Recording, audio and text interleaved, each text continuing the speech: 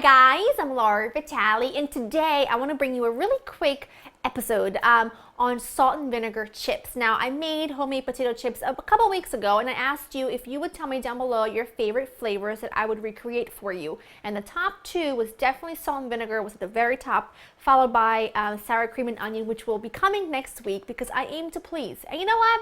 So what if we're doing potato chips back to back? You requested it, so I'm bringing it to you. Now, the salt and vinegar is actually really simple. You just need one additional ingredient to my homemade potato chips, which just calls for potatoes, oil, and some salt.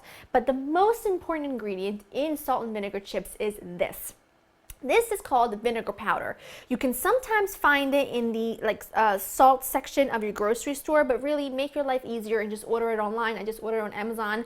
And this is what gives you that tang, that texture, that flavor that you get out of a bag of salt and vinegar chips. Now, someone asked if it was the same as just putting vinegar on chips and you get salt and vinegar. It's not. If you were to put vinegar on chips, it would make them soggy. So the whole point of really good salt and vinegar chips is to get really good crunchy chips and toss them with this vinegar powder. Now, some vinegar powders come with salt and some don't. So read the kind that you buy. If yours has already salt in it, then you don't have to add any additional salt. Mine, it already has salt mixed in, so I don't need to add any additional salt. Do yourself a favor, buy this online. You will love it. You can toss this with French fries, potato chips, onion ring, whatever you want. So once you have that, you have the magical ingredient to make salt and vinegar chips. That's simple and that easy, and it's really inexpensive. Now, I've prepped my potatoes already just to make life a little bit easier. I sliced these nice and thin on a mandolin. You can do this by hand as well if you want to. You can see that they've kind of curled up a little bit. I've been soaking them in cold water for a couple of hours, and I did change the water about 3 times. That just kind of gets rid of any excess starch, making sure our chips are really crispy and really delicious. I also have some oil. This is vegetable oil up to about 375 degrees. I like it between 375 to 380. That's kind of the sweet spot when it comes to chips. That way they're cooked all the way through and still get really beautifully colored throughout, you know, all over. Now, you have to do this in batches. You can't add the whole thing in there because it'll kind of steam. I have a clean kitchen towel in front of me, and what you need to do is working in batches, and I showed you this in my potato chip video, is put your sliced potatoes kind of on a single layer.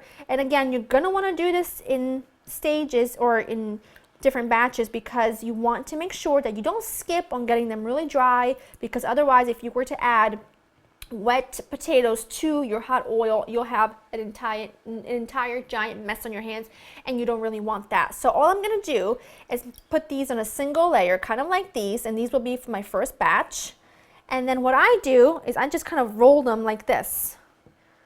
I roll them like a jelly roll, and then just kind of squeeze and then, you know, kind of move them around just for about a minute or so. You want these to be really, really dry, and you want that kitchen towel to absorb any excess water. You can use paper towels if you want to. I just use a clean kitchen towel so that I can use it over and over again. I'm going to do this for just a minute, and then we'll pop them into the hot oil.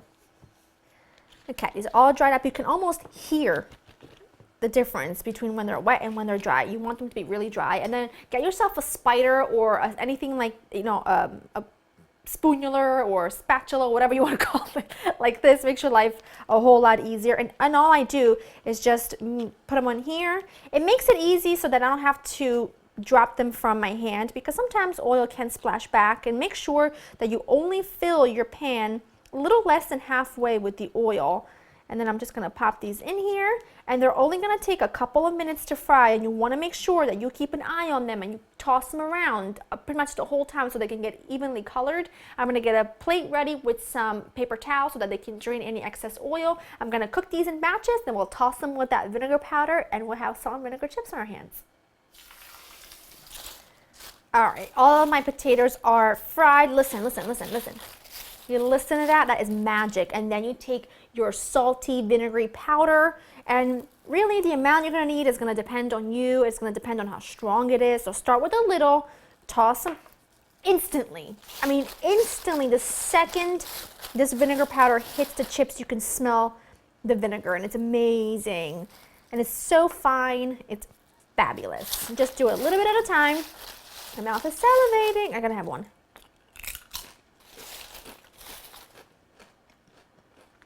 I can't even deal.